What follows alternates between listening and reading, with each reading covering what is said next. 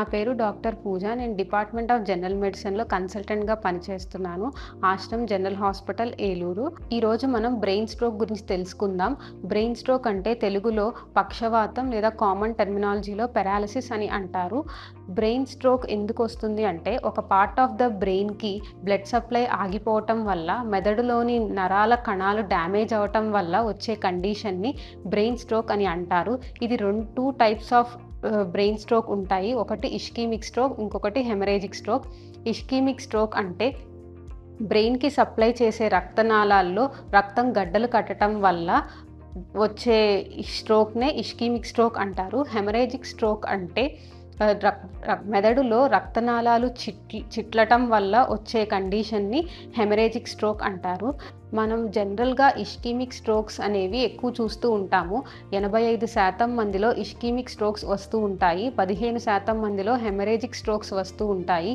ఈ ischaemic strokes కన్నా haemorrhagic strokes అనేవి సీరియస్‌గా వచ్చే అవకాశం ఉంటుంది. ఎందుకు అంటే మెదడులో రక్తనాళాలు చిట్లటం వల్ల బ్రెయిన్‌లో ప్రెషర్స్ పెరిగిపోయి సీరియస్ కాన్సిక్వెన్సెస్ వచ్చే అవకాశం ఉంటుంది. ఈ స్ట్రోక్ యొక్క రిస్క్ ఫ్యాక్టర్స్ ఏంటో ఇప్పుడు తెలుసుకుందాం. అధిక రక్తపోటు ఉన్న వారిలో, షుగర్ వ్యాధి ఉన్న వారిలో, హై కొలెస్ట్రాల్ లేదా స్మోకింగ్ చేసే వారిలో, ఆల్కహాల్ తీసుకునే వారిలో, హార్ట్ ప్రాబ్లమ్స్ ఉన్న వారిలో, సెడెంటరీ లైఫ్ స్టైల్ ఉన్న వారిలో ఈ స్ట్రోక్ వచ్చే అవకాశం ఎక్కువగా ఉంటుంది. స్ట్రోక్ లక్షణాలు ఎలా గుర్తించాలి? ఫాస్ట్ నిమోనిక్ అని ఉంటుంది. ఎఫ్ అంటే ఫేషియల్ డ్రూపింగ్, ఏ అంటే ఆర్మ్ వీక్నెస్, ఎస్ అంటే స్పీచ్ డిఫికల్టీ, టీ అంటే టైమ్ ఈజ్ బ్రెయిన్.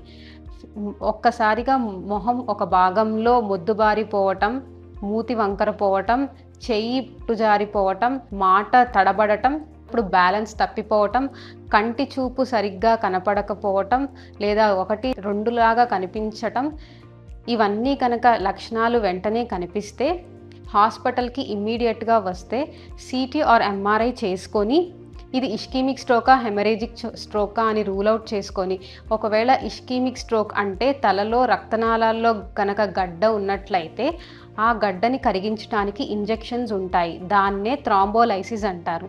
ఇది 4.5 గంటల్లోనే చేయగలము. ఈ టైంలో కనుక పేషెంట్ హాస్పిటల్కి వస్తే మనం థ్రాంబోలైసిస్ చేస్తే రికవరీ అనేది చాలా ఎర్లీగా ఉంటుంది.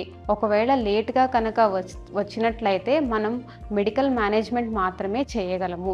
తర్వాత మళ్ళీ ఈ స్ట్రోక్ అనేది రాకుండా మనం మందుల్ని కూడా ఇవ్వటం అనేది జరుగుతుంది. పేషెంట్ కనుక లేట్గా ప్రెజెంట్ అయితే రికవరీ అనేది చాలా స్లోగా ఉంటుంది. కొంతమందిలో పూర్తిగా పక్షవాతం అలానే ఉండిపోతుంది.